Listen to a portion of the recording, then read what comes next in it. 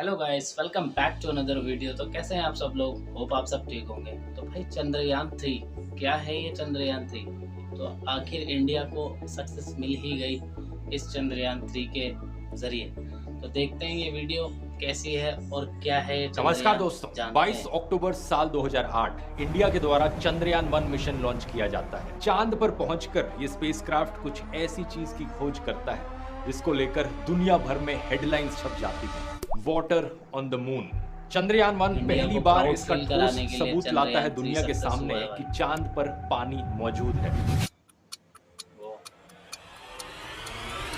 Specifically कहा जाए तो चांद के साउथ पोल के एरिया में मौजूद है। इस खबर को देखकर दुनिया भर के देशों में चांद को एक्सप्लोर करने का क्रेज फिर से जाग उठता है। अमेरिका और चाइना के द्वारा रेगुलरली मून पर मिशंस भेजे जाते हैं। इजराइल कोशिश करता है चांद पर सॉफ्ट लैंडिंग करने की। इसके अलावा जापान, यूरोप और रशिया के द्वारा भी कई लूनार मिशंस प्लान किए जाते हैं। लेकिन आज दुनिया की नजर है इंडिया के चंद्रयान 3 मिशन पर। आखिर कौन सी नई खोज चंद्रयान 3 का मिशन करेगा और चंद्रयान 2 का मिशन क्यों फेल हो गया था? आइए जानते हैं आज के इस दैट वीडियो में। फील हुआ। India is on its way back to the moon. The historic mission to the moon and the launch of India's Chandrayaan-3 spacecraft. India is literally shooting for the moon. Chandrayaan 3 mission aims to touch down on the moon's largely unexplored south pole.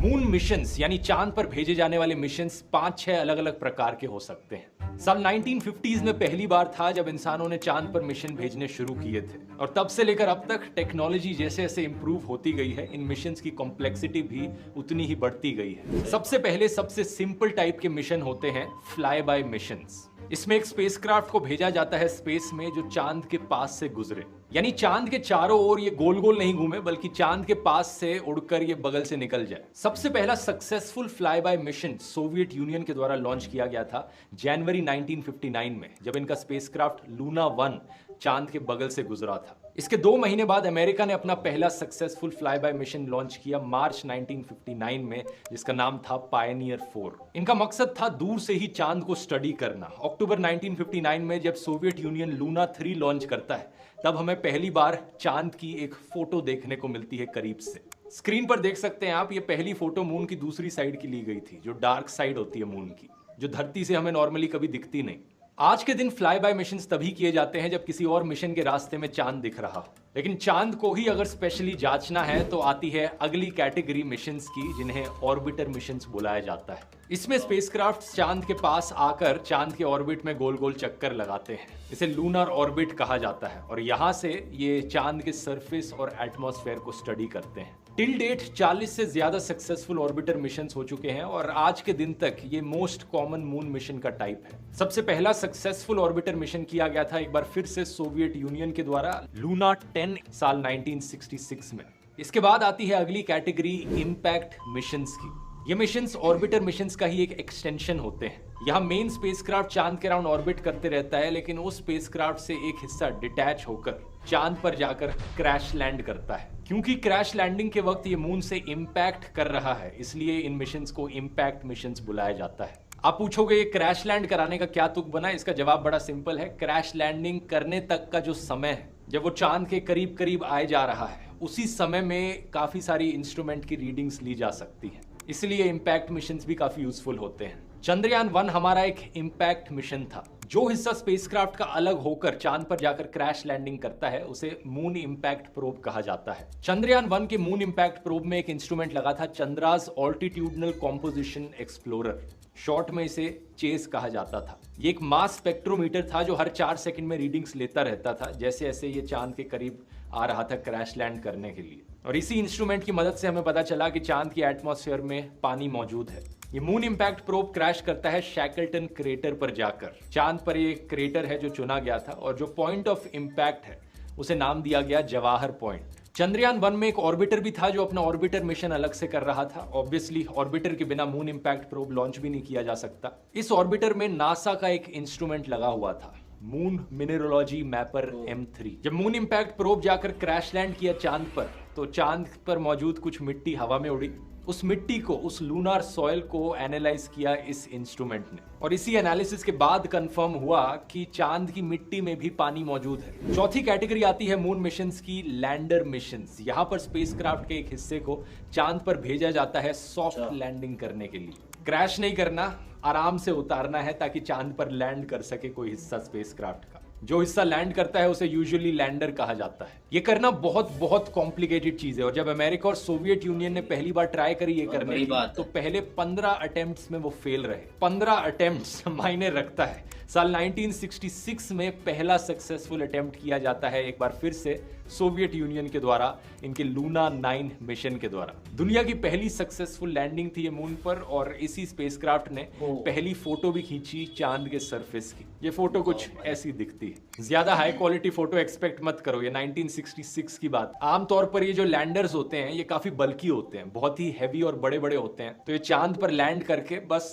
रुक जाते हैं वहीं पर, हिलते नहीं उसके बाद। अगर वहां चांद के ऊपर जाकर हिलना है, मूव करना है, तो इस प्रॉब्लम को सॉल्व करने के लिए अगली कैटेगरी आती है मून मिशन की, जो कि है रोवर मिशंस। रोवर्स ये छोटे से रोबोट्स होते हैं जिन पर पहिए लगे होते हैं ताकि ये लैंडर से बाहर निकलकर सरफेस पर मूव कर पाए। रोवर्स की मदद से डायरेक्ट कांटेक्ट बनाया जा सकता है चांद के सरफेस पर। पहला सक्सेसफुल रोवर चांद पर भेजा गया था नवंबर 1970। और गेस कर सकते हो कौन सा देश था यहाँ पर? एक बार फिर से सोवियत यूनियन। इसके बाद आखिरी कैटेगरी होती है मून मिशंस की, ह्यूमन मिशंस, जहां पर इंसानों को लैंडर में बिठाकर चांद पर उतारा जाता है और रोवर की जगह इंसान अपने पैरों का इस्तेमाल करके चांद की जमीन पर कदम रखते हैं। ये एक ऐसी चीज थी जो अमेरिका ने सोवियत यूनियन से पहले कर ली 1969 में, जब नील आर्मस्ट्रांग ने पहली बार चांद पर कदम रखा। नासा के द्वारा आखिरी ह्यूमन मून मिशन भेजा गया था साल 1972 में, तो तब से लेकर अब तक किसी ने चांद पर कदम नहीं रखा है, और इन टोटल सिर्फ 12 लोगों ने ही चांद की जमीन पर कदम रखा है। ये सारे लोग नासा के थे। एक सवाल आपके मन में यहां पर आएगा कि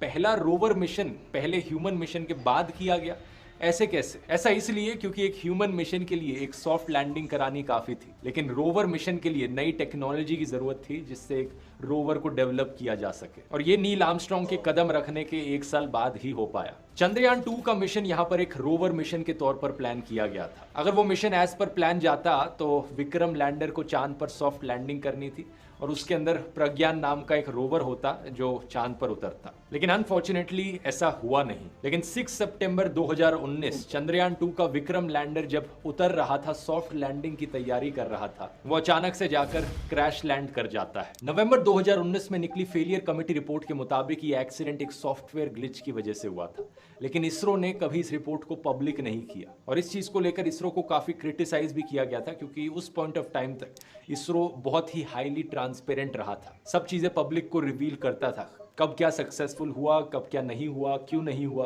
कई महीनों तक इसरो ने यह भी क्लेम किया था कि जो लैंडर है वो इंटैक्ट है, टूटा नहीं है, बस मून पर टिल्ट होकर गिरा हुआ है। लेकिन फाइनली जब प्रेशर बढ़ा तो 1 जनवरी 2020 में जाकर इसरो के चीफ ने आकर एडमिट किया कि लैंडर एक्चुअली में क्रैश करके चकनाचूर हो चुका है। इसरो के मिशन कंट्रोल सेंटर पर स्क्रीन ने दिखाया कि विक्रम लैंडर जब उतर रहा था तो वो अपने रास्ते से भटक जाता है जब वो करीब 2 किलोमीटर ऊपर था सरफेस से। जब वो करीब 335 मीटर ऊपर था सरफेस से, इसरो कांटेक्ट लूज कर जाता है। प्लान के अकॉर्डिंग 400 मीटर ऊपर पहुंचने तक विक्रम को अपनी ऑलमोस्ट सारी वेलोसिटी खो देनी थी, लेकिन 1 किलोमीटर की हाइट तक भी विक्रम की vertical velocity 212 kilometre per hour थी और horizontal velocity 173 kilometre per hour. ISRO के अब जो करंट चीफ हैं एस सोमनाथ, वो बताते हैं कि विक्रम के इंजन में प्रॉब्लम थी। असल में टोटल 5 इंजन में से एक थ्रस्ट थोड़ा ज्यादा था, जिसके कारण विक्रम अनस्टेबल हो गया। असल में विक्रम को एक्चुअली फोटोज लेकर डिसाइड करना था कि एक्चुअल लैंडिंग स्पॉट क्या होगा, लेकिन फोटोज लेने के लिए कभी वो स्टेबल हो ही नहीं पाया। जब उसने अपनी डायरेक्शन करेक्ट करने की कोशिश करी तो थ्रस्टर्स के मिस अलाइनमेंट की वजह से वो तेज तेज घूमने लग गया, और यहाँ विक्रम के सॉफ्टवेयर में भी एक लिमिट लगाई गई थी कि वो कितना तेज घूम सकता है। तो ये सारी प्रॉब्लम्स अक्यूमुलेट हुई और इसी की वजह से अल्टीमेटली जाकर विक्रम क्रैश लैंड कर गया। हम अभी इतना ही जानते हैं। अब चंद्रयान 3 की बात करी जाए तो उसे लॉन्च किया गया है उसी ऑब्जेक्टिव को पूरा करने के लिए जो ऑब्जेक्टिव चंद्रयान 2 नहीं कर पाया पूरा। कुछ गलती होने की गुंजाइश कम रखने के लिए काफी सारी मॉडिफिकेशंस करी गई हैं। पहले तो जो लैंडिंग एरिया है उसे और बड़ा कर दिया गया है। जहां चंद्रयान 2 के लिए 500 बाय 500 मीटर का पैच था, वहीं इस बार चंद्रयान 3 एक 4 किलोमीटर बाय 2.4 किलोमीटर के एरिया में कहीं भी लैंड कर सकता है। ये पिछली बारी से ऑलमोस्ट 40 गुना बड़ा एरिया है। दूसरा, चंद्रयान 3 में मौजूद विक्रम लैंडर को इस बारी ज्यादा फ्यूल दिया गया है ताकि वो ज्यादा देर तक हवा में रह पाए और सही लैंडिंग साइट ढूंढ पाए। तीसरा, सॉफ्टवेयर अपग्रेड्स किए गए हैं ताकि विक्रम ज्यादा तेजी से घूम पाए अगर जरूरत पड़े तो। और चौथा, इस बारी विक्रम को सिर्फ फोटोज पर डिपेंडेंट नहीं होना पड़ेगा लैंडिंग करने के लिए। चंद्रयान 2 का जो मिशन था उसे आधा सक्सेस बताया जाता है। आधा सक्सेस इसलिए क्योंकि चंद्रयान 2 में जो भेजा गया ऑर्बिटर था वो अभी भी काम कर रहा है। इनफैक्ट आज के दिन तक वो चांद के अराउंड गोल गोल घूम के ऑर्बिट कर रहा है। तो चंद्रयान 2 के इस ऑर्बिटर ने जो हाई रेजोल्यूशन इमेजेस ली हैं उन्हें इस नए विक्रम में फीड किया गया है ताकि इसकी लैंडिंग की जगह सही से डिसाइड करी जा सके। और विक्रम लैंडर का जो डिजाइन है चंद्रयान 3 में वो मोर और लेस सेम है चंद्रयान 2 से, लेकिन थोड़ी बहुत मॉडिफिकेशंस करी गई हैं। जैसे कि इसके जो पैर हैं वो और मजबूत बनाए गए हैं और ज्यादा सोलर सेल्स लगाए गए हैं इस पर और सेंसर जो है वो इम्प्रूव किए गए हैं। चंद्रयान 2 की तरह चंद्रयान 3 का भी मिशन ऑब्जेक्टिव वही है, चांद के साउथ पोल पर लैंड करना और एक रोवर उतारना। अब जो लैंडिंग की साइट है वो 70 डिग्री साउथ है, जहां पर कई सारे क्रेटर्स मौजूद हैं जो हमेशा शेड में रहते हैं, वहां पर कभी कोई धूप नहीं पड़ती और इसलिए माना जाता है कि उन क्रेटर्स के अंदर कुछ बर्फ मौजूद हो सकती है। यहां मेंशन करना जरूरी है कि जब रोवर उतारा जाएगा चंद्रयान 3 के द्वारा चांद पर तो उसे सिर्फ एक लूनार डे का समय मिलेगा अपने साइंटिफिक एक्सपेरिमेंट्स कंडक्ट करने के लिए।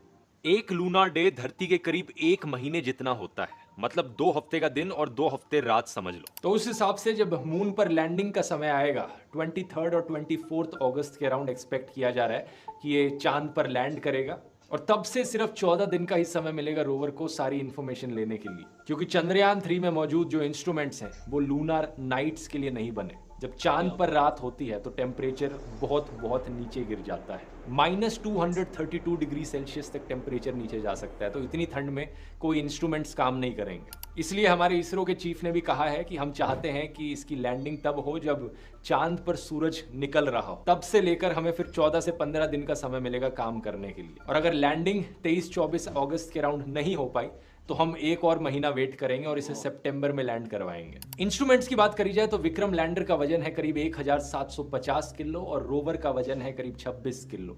रोवर का नाम एक बार फिर से प्रज्ञान ही रखा गया है। टोटल में 3 मॉड्यूल्स लगे हैं चंद्रयान 3 में, एक लैंडर मॉड्यूल, एक रोवर मॉड्यूल और एक प्रोपल्शन मॉड्यूल। लैंडर और रोवर का मकसद तो आप जानते ही हैं। प्रोपल्शन मॉड्यूल का यहाँ पर मकसद है चंद्रयान को धरती के ऑर्बिट से बाहर निकालना और चांद की तरफ भेजना। इस प्रोपल्शन मॉड्यूल की मदद से ही ये लैंडर और रोवर पहले चांद के ऑर्बिट में आएंगे और जब ये 100 किलोमीटर के रेडियस में आ गए तब उन्हें लैंडिंग के लिए उतारा जाएगा। इस मिशन में कोई ऑर्बिटर मॉड्यूल नहीं है क्योंकि चंद्रयान 2 का ऑर्बिटर अभी भी काम कर रहा है और उसे ही दोबारा से यूज किया जाएगा। लेकिन प्रोपल्शन मॉड्यूल जो है वो भी चांद के अराउंड 3 से 6 महीने तक चक्कर गोल गोल लगाते रहेगा, मून के ऑर्बिट में ही रहेगा। उसका भी यहाँ पर इस्तेमाल किया जाएगा कम्युनिकेशन पर्पसेस के लिए और बाकी और रीडिंग्स लेने के लिए। इस प्रोपल्शन मॉड्यूल में एक इंस्ट्रूमेंट लगा है स्पेक्ट्रोपोलारीमेट्री ऑफ हैबिटेबल प्लैनेट अर्थ, इसका शॉर्ट फॉर्म शेप। ये छोटे छोटे एक्सोप्लैनेट्स की खोज करेगा स्पेस में।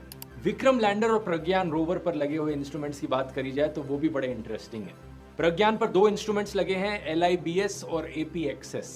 LIBS का फुल फॉर्म है लेजर इंड्यूस्ड ब्रेकडाउन स्पेक्ट्रोस्कोप। ये चांद की मिट्टी का केमिकल कॉम्पोजिशन एनालाइज करेगा कि कौन कौन से मिनरल्स चांद की मिट्टी में पाए जाते हैं। और दूसरा APXS का फुल फॉर्म है अल्फा पार्टिकल एक्सरे स्पेक्ट्रोमीटर। ये चांद पर मौजूद पत्थरों के लिए यही करेगा। जब प्रज्ञान ये काम करेगा तो विक्रम लैंडर उसकी कुछ फोटोज भी खींच रहा होगा और ये फोटोज हमें जल्द ही देखने को मिल सकती है, अगर सब कुछ सही जाता है, प्लान के अकॉर्डिंग जाता है तो, जो कि मैं उम्मीद करता हूँ सब कुछ सही जाए। विक्रम लैंडर पर खुद 4 इंस्ट्रूमेंट्स लगे हुए हैं। पहला है रामबा, इसका फुल फॉर्म है radio anatomy of moon bound hyper sensitive ionosphere and atmosphere. ये लेजर बीम के जरिए चांद पर मौजूद कुछ छोटे मोटे पत्थरों को पिघलाने की कोशिश करेगा और जो गैस उससे रिलीज होगी उसे एनालाइज करेगा। दूसरा है chest, full form Chandra's surface thermophysical experiment. ये थर्मल प्रॉपर्टीज मेजर करेगा, कितना तापमान है साउथ पोल में मून के। तीसरा है ILSA, the instrument for lunar seismic activity. ये मेजर करेगा कि मून पर कितने अर्थक्वेक्स होते हैं, उन्हें अर्थक्वेक्स नहीं कहा जाएगा, वैसे मून क्वेक्स कहा जाएगा। इससे हम चांद के अंदर के क्रस्ट और मेंटल स्ट्रक्चर को भी समझ पाएंगे। और चौथा इंस्ट्रूमेंट यहाँ पर नासा की देन है LRA, लेजर रेट्रो रिफ्लेक्टर अरे। ये लेजर के जरिए धरती से सिग्नल्स बाउंस करेगा। इसकी मदद से साइंटिस्ट एग्जैक्ट डिस्टेंस पता कर पाएंगे कि विक्रम लैंडर कहां पर लैंड किया है और चांद की रेंज क्या है, क्योंकि 5 और ऐसे रेट्रो रिफ्लेक्टर्स ऑलरेडी चांद पर मौजूद हैं, तो एग्जैक्ट डिस्टेंसेस पता लग पाएंगे हमें चांद पर। तो प्रोपल्शन मॉड्यूल के इंस्ट्रूमेंट्स को इंक्लूड करके टोटल में 7 इंस्ट्रूमेंट्स लगे हुए हैं चंद्रयान 3 में। इन 7 इंस्ट्रूमेंट्स को 7 पेलोड्स भी कह सकते हो। पेलोड शब्द अक्सर इनके लिए यूज किया जाता है, लेकिन साइंटिफिक एक्सपेरिमेंट्स के अलावा यहाँ पर प्राइड का भी सवाल है। अगर ये मिशन सक्सेसफुल रहता है तो ये इंडिया के लिए एक बहुत बड़ी जीत होगी। इंडिया चौथा देश बन जाएगा सोवियत यूनियन, अमेरिका और चाइना के बाद चांद पर सॉफ्ट लैंडिंग करने वाला। ये चीज वैसे 2019 में ही हो जानी थी अगर चंद्रयान 2 का वो वाला हिस्सा मिशन का फेल ना होता तो। वैसे चंद्रयान 1 का जो इम्पैक्ट मिशन था उसकी मदद से इंडिया ऑलरेडी 5वां देश बन गया था चांद के सरफेस को टच करने वाला। Soviet union, America, Japan, European space agency यानी यूरोप के बाद। तब से लेकर अब तक 4 और देश इस चीज को अचीव कर चुके हैं,